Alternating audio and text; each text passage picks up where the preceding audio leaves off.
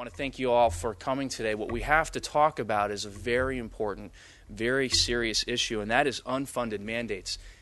And right here in my hand are all of the unfunded mandates that the state of Connecticut places on our towns, on our municipalities, on our cities. And they are breaking our municipal budgets. We're not here to judge the mandates in and of themselves. We're here to say if you don't fund them, then give our municipalities the opportunity to choose which ones should be priorities to them as they go through the budgeting process. We as a group have petitioned the governor as well as our legislative leaders with a letter asking for relief, asking them to remember our appeal so that they can lighten the load for the communities of Greater Bristol and New Britain across our state by enacting across-the-board mandate reforms as they consider the budgeting process going forward. Right now, I'd like to turn it over to Representative Betts. Thank you, Senator. I just want to comment a little bit more on Jason's remarks pertaining to this issue. Trying to get suspension and relief of some of these unfunded mandates for all of us here and many people around the state is a very attractive alternative to raising taxes or cutting costs.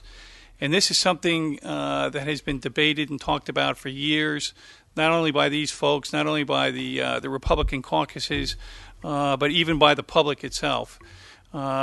We are, in fact, speaking as one voice, as Republicans, as Democrats, and we are appealing to the, in light of the economic crisis we have now, we are appealing and trying to make this a recommendation to the governor and to our colleagues in the legislature. We think there's some great opportunities for savings, for efficiencies. And again, I want to emphasize that we are just talking about getting relief, not eliminating, but getting relief on these unfunded mandates. Beside us, we also have support, and it's part of the legislative priorities for these other groups, CCCM, Connecticut Association of Public School Superintendents, Connecticut Association of Urban School Superintendents.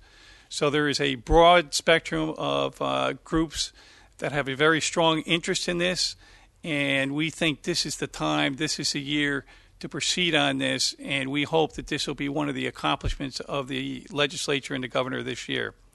To speak in a little bit more detail, I'd like to turn the podium over to Mayor Art Ward from Bristol. Thank you, Whit. Good morning. For the last 3.5 years that I've served as mayor of the city of Bristol, in conjunction with the surrounding towns and Connecticut Conference of Municipalities, we've been advocating for unfunded mandate relief. I don't think the time was more opportune than it is now. With our economic situation, we understand the state's need in potentially making cuts to our cities, which is going to leave us in a position of still funding those mandates. With those cuts, without a doubt, the communities are going to need additional dollars to perform the services they're presently doing. Temporary relief from these unfunded mandates will afford us the opportunity to take those dollars and use them for the basic needs of our community, our infrastructure. Without that, it's evident that we'll need to raise taxes on our communities, which are also taxpayers that are feeling the economic strain. In addition to that, we think this might provide an opportunity for the state to perform something that I doubt has been done, and that's maybe to put together a task force to evaluate the actual effectiveness of the unfunded mandates that are presently in existence, to find out if they've reached the goals that were intended, to find out if they need to be tweaked in order to reach that goal, or to find out, in effect, that there's not a need for those unfunded mandates. In closing, I would also like to emphasize that we're encouraging the legislature to be aware of the fact of what the impact of unfunded mandates is on our community, and urge and ask them to support that no no unfunded mandates be passed during this session. Thank you. I'd like to introduce Dr. Phil Streifer, Superintendent of Schools for the City of Bristol. Thanks, Art. Good morning, everyone. This is really an extraordinary event. I want to thank Senator Welsh and Representative Betts for holding this, because in my 4 years of dealing with this issue, this is the first time it's been raised to this level of importance and attention.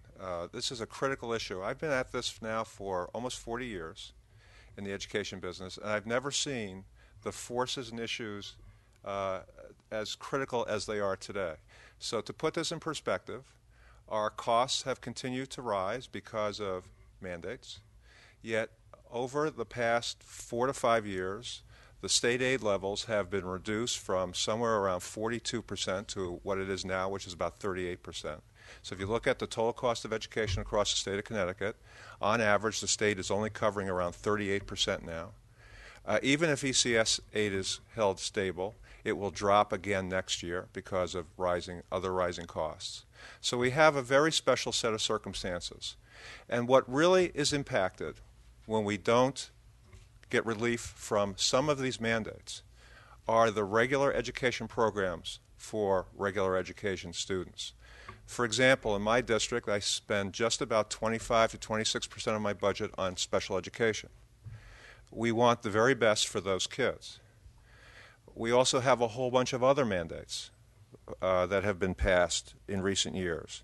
We have new regulations coming on board or in place on July 2011 for requirements for certified behavior analysts for kids on the autism spectrum. We have special requirements regarding restraint and seclusion here in Connecticut that far surpass that of the federal government. We have in-school suspension that was first enacted, then relieved, then was reenacted, and we're dealing with that today. And we have 10-111, which was just passed last year on high school reform.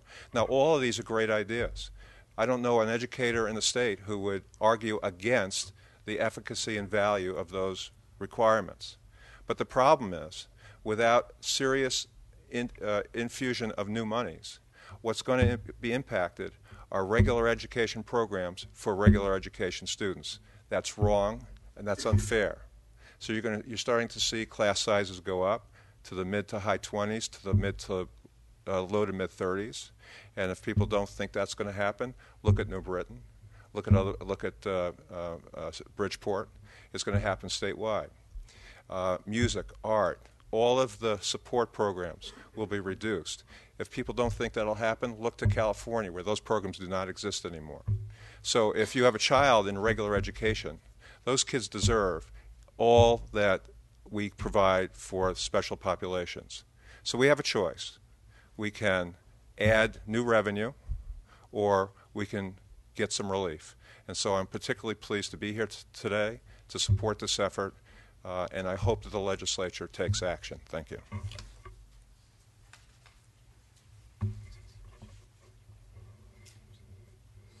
Would anybody else care to comment at all? Okay.